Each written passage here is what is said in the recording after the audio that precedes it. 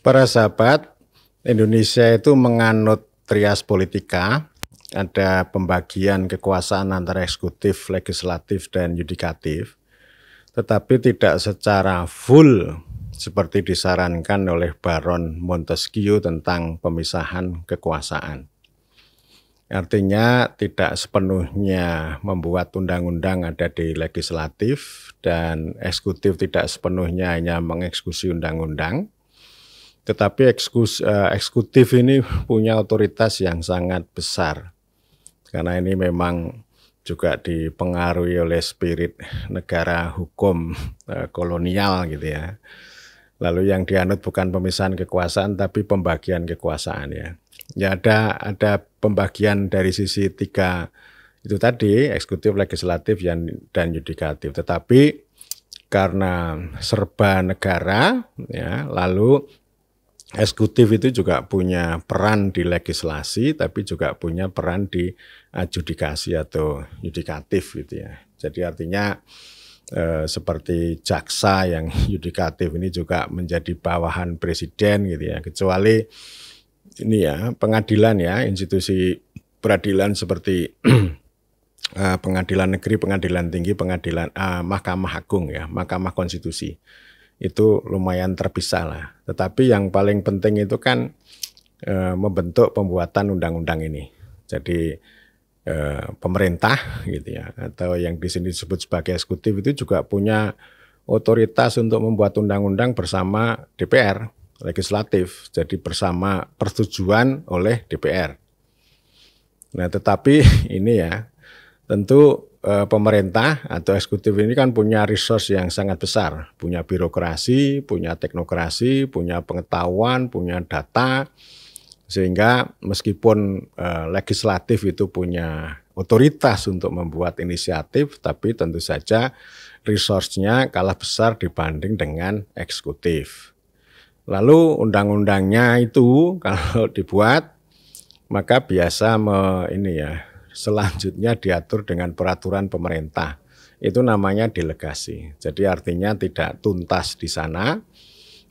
Artinya undang-undang itu hanya mengatur kebijakan makro dan prinsip-prinsip dasar, lalu operasionalnya atau peraturan pelaksanaannya ada di peraturan pemerintah, bahkan juga peraturan menteri, peraturan daerah, peraturan bupati, dan seterusnya. Jadi ini namanya bersama ya, artinya membuat undang-undang yang seharusnya menjadi otoritas DPR itu harus di-share dengan eksekutif. Jadi eksekutif tidak hanya melaksanakan tapi juga membuat undang-undang, dan itu delegasi ini biasanya menimbulkan masalah. Dan peraturan pemerintah ini saya nilai banyak salah kaprah. Artinya meskipun itu peraturan pemerintah ya, tetapi sebenarnya esensinya, isinya adalah peraturan birokrasi. Peraturan menteri yang lebih operasional, isinya adalah peraturan teknokrasi. Jadi kalau di undang-undang ini ada semacam demokrasi yang lebih luas, mau tidak mau para wakil rakyat parlemen ini harus membuka partisipasi yang sangat luas, kurang-kurangnya pada konstituen yang akan diatur oleh undang-undang itu. Tetapi kalau peraturan pemerintah ya biasa, itu hanya dikelola secara sempit dengan waktu yang sangat pendek, partisipasi yang sangat dibatasi, nanti dirancang secara ke dalam internal oleh para birokrat dan para teknokrat.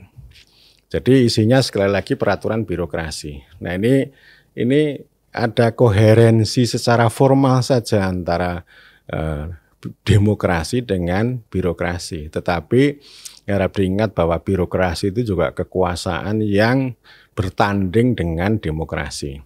Jadi birokrasi itu ya di mana-mana akan memang dia harus powerful di dalam eksekusi.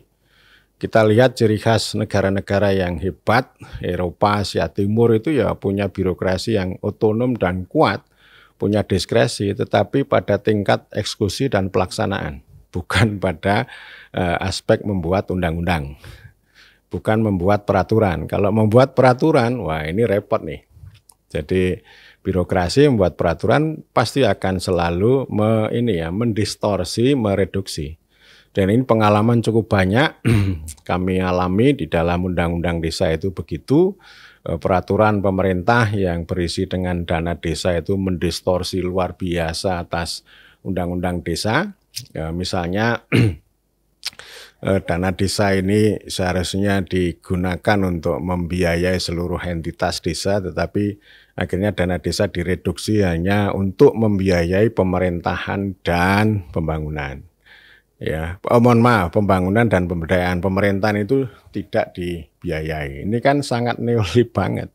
Jadi artinya memang birokrasi ini bisa ditumpangi, bisa dimasuki oleh teknokrasi, dan teknokrasi itu ya satu kekuatan yang selalu mengikuti gerak zaman. Kalau zamannya neolib ya neolib, kalau zamannya otoriter zaman dulu ya dia menjadi alatnya otoriter. Dan sekarang di era neolib itu teknokrasi itu menjadi kekuatan yang sangat dahsyat, yang jauh melebihi demokrasi maupun birokrasi. Jadi kontennya ya gitu, dan itu biasanya kalau birokrasi di satu sisi akan mengembangkan ini ya, maximizing ya, memaksimalkan dirinya sendiri, memaksimalkan organisasi, memaksimalkan personel, memaksimalkan anggaran gitu.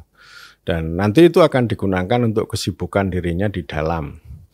Nah ini nanti ujung-ujungnya itu ya berbagai ini ya, entah itu WTP yang dilabrak Presiden Joko Widodo, termasuk stunting yang beliau labrak itu kan begitu. Jadi ini udah ciri khas birokrasi, menciptakan aturan, menciptakan program yang nanti untuk kesibukan kinerja sendiri. Jadi artinya itu peraturan pemerintah yang berisi peraturan birokrasi itu di satu sisi dia menjadi semacam industri. Industri itu artinya ya untuk memperoleh ini ya, memperoleh pundi-pundi, mencari kesibukan, meningkatkan kinerja mereka gitu ya. Dan itu pengaruh para ahli itu luar biasa di situ.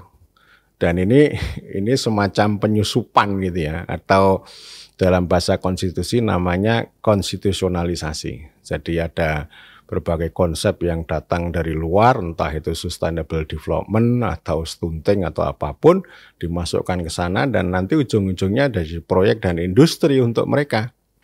Tetapi bagi pihak lain, subjek-subjek yang lain, entah itu daerah atau masyarakat atau desa atau perguruan tinggi, itu akan menjadi kekuasaan. Jadi artinya peraturan birokrasi itu menjadi industri bagi dirinya sendiri dan sekaligus menjadi kekuasaan bagi pihak lain.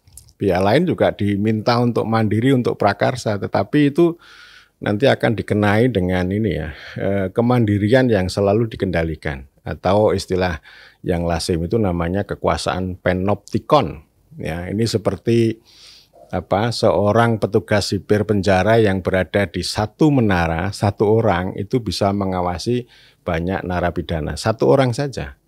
Nah kalau hari ini ya dengan ini perangkat digital itu, komputer voice yang ada dalam satu ruangan server itu, dia bisa mengontrol para pihak yang nanti dibiarkan atau diarahkan untuk mandiri.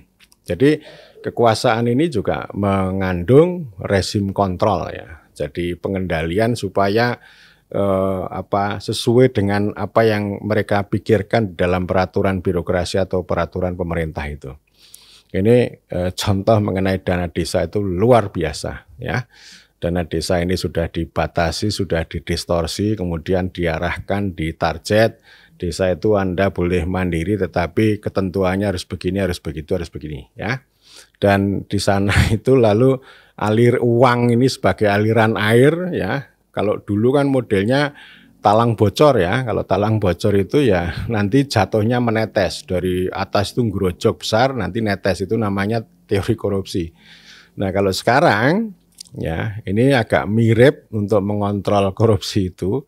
Ini yang namanya aliran air yang jernih, yang bersih ini dicampuri dengan limbah teknokrasi. Entah itu data atau instrumen atau perangkat atau aturan dan sebagainya ya. Itu satu sisi. Kemudian di sisi lain aturannya begitu banyak, itu rezim kontrol itu yang itu membuat rancu. Jadi nanti para pengguna uang itu akan sibuk untuk memilih mana yang air bersih, mana yang limbah gitu ya. Nah, di tengah itu ada ini, ada ranjonya gitu. Sehingga kalau orang itu melakukan maladministrasi, tidak mencuri, tidak memperkaya dirinya sendiri maupun kelompoknya, tetapi karena aturannya rigid, itu bisa dijerat menjadi korupsi gitu. Jadi artinya ya ini omong kosong, meskipun peraturan itu kelihatannya baik gitu ya, kelihatannya benar itu, tapi kerjaannya adalah menyalahkan pihak lain.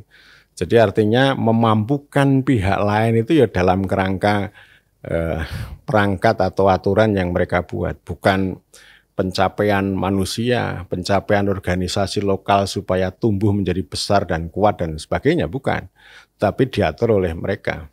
Nah ini sama saja ketika mereka hadir sebagai kekuasaan, tapi juga sekaligus sebagai parasit. Jadi organisasi lokal ini juga ini menjadi pohon, menjadi tubuh yang itu dihinggapi banyak benalu, banyak parasit. Berbagai macam proyek itu dibuat singkatan-singkatan, nah lalu di balik itu ada pembiayaan diberikan, tapi setelah itu ya tidak menumbuhkan kemandirian yang sejati, daulat yang sejati. Ya, artinya ya itu peraturan birokrasi bersama peraturan teknokrasi ini sebenarnya merupakan warisan dari kolonialisme yang sangat ketat, gitu ya, yang sangat kontrol, tapi bisa memperkaya diri mereka sendiri, ya, yang itu sebenarnya sudah sangat lapuk, tetapi dia disepuh dengan neoliberalisme. Jadi neoliberalisme itu ya tadi kemandirian yang dikontrol, kemudian ada konsep-konsep baru yang membuat orang silau,